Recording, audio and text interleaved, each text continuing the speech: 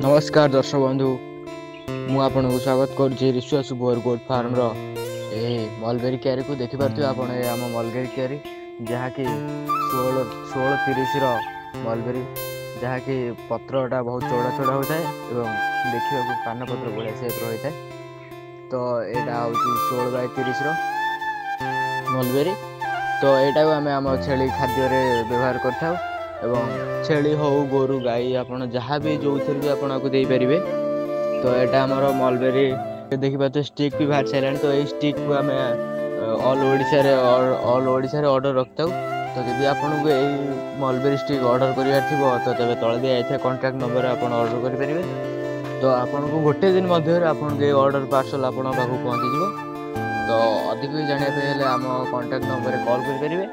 एवं ता एपट साइड आम देखिपारे अमेरिकन फाइजी अच्छी।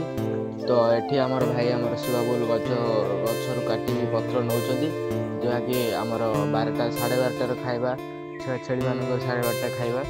तो देखिए शिवाबुल भी केड़े केड़े गछ होगा। तो आपको ए कटा नि छेली मैंने जेहतु खाइबे तो नि जदि आपण मैंने आम चैनल को नुआ कर देखुं तेज आम चैनल को सब्सक्राइब लाइक कमेंट शेयर कर दिंतु कि जहाद्वारा आपण को नुआ नुआ वीडियो देखा मिल।